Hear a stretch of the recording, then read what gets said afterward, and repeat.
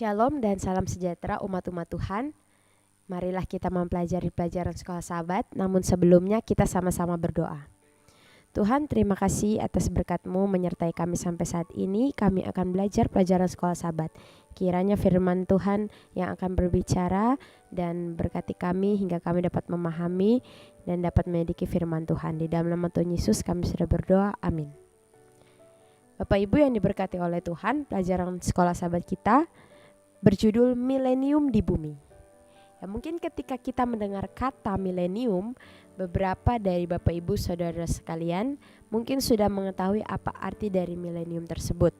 Ya, kalau kita membaca di dalam Wahyu 19, ya, di bagian akhir dari Wahyu 19 di situ menggambarkan bagaimana ketika Yesus datang kembali dan bagaimana orang-orang jahat akan dibinasakan. Ya, dan dilanjut oleh Wahyu 20, di situ kita akan diperkenalkan oleh suatu periode, ya. Milenium ini merupakan suatu periode yang artinya adalah 1000 tahun. Jadi 1000 tahun dikenal juga sebagai milenium. Ketika kita membaca dalam Wahyu 20 ayat 1 sampai 3, di situ digambarkan bahwa iblis, ya, akan dirantai, ya, dan dikunci di suatu lubang. Ya, apakah gambaran ini adalah gambaran harafiah, adalah gambaran nyata? Tetapi tidak, Bapak Ibu, ini merupakan tidak secara harafiah, atau ini hanya simbolis saja. Dikatakan bahwa iblis akan dirantai, dikunci di lubang, kemudian 1000 tahun ia akan dikurung, ya, dikurung di bumi.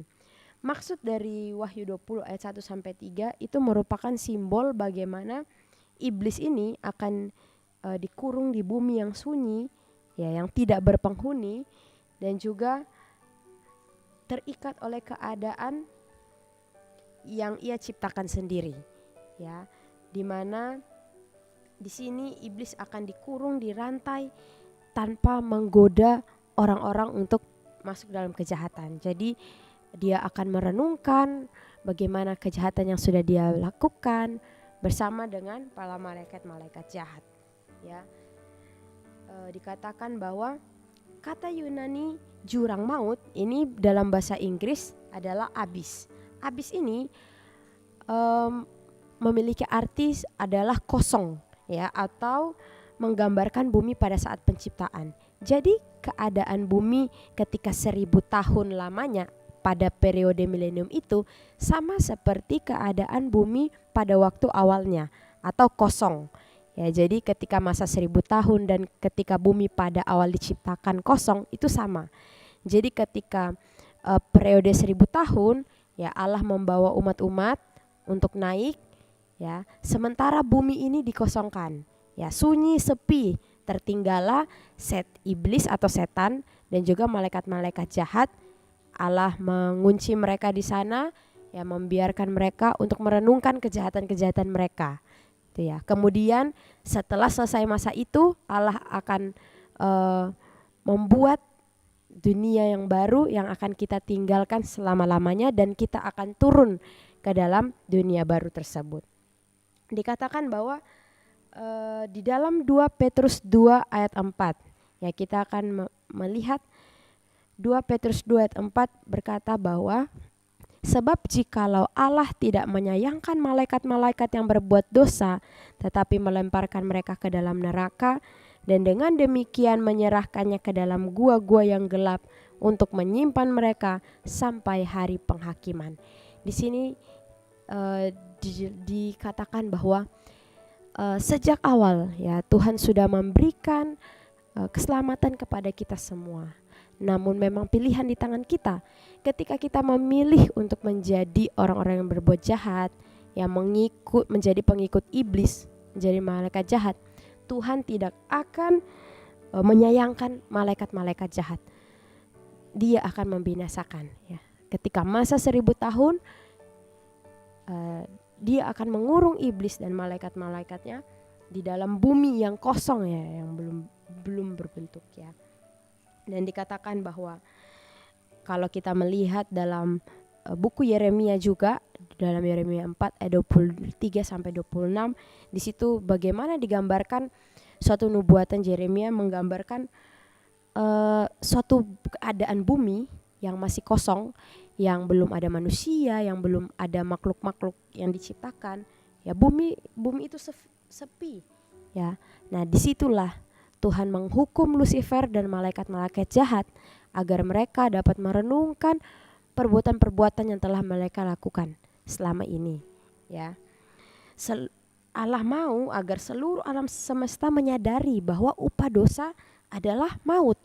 Ya, ketika Allah mengatakan upah dosa adalah maut, dari saat itu sampai selama-lamanya upah dosa adalah maut. Walaupun kasih Allah sangat besar, tetapi akan ada konsekuensi dari kejahatan ketika kita mau mengikuti akan kejahatan tersebut.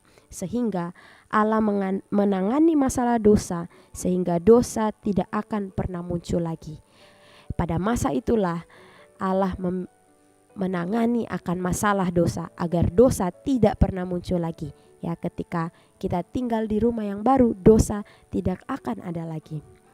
Di sini dikatakan bahwa ada 3 cara yang dilakukan Allah untuk melakukan hal ini. Ya, yang pertama, Allah menyatakan kasih-Nya yang tak terbatas.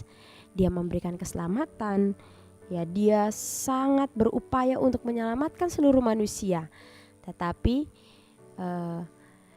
diberikan pilihan kepada kita, apakah kita tetap setia mengikuti Tuhan atau mengikuti iblis. Ya. Yang kedua, Dia menyatakan keadilannya dan kelayakan dan kebenarannya.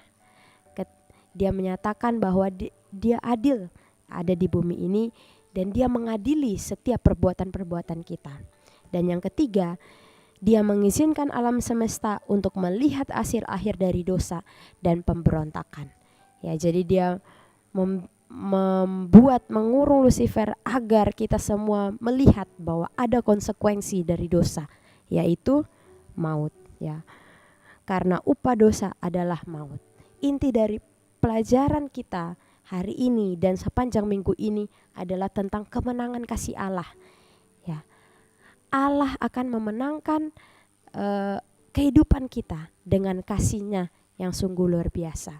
Biarlah kita selalu menyerahkan hidup kita kepada Tuhan, menjauhkan diri dari kejahatan, sehingga kita bisa hidup bersama-sama di rumah yang akan kita tinggali nantinya. Kiranya Tuhan memberkati kita semua. Amin.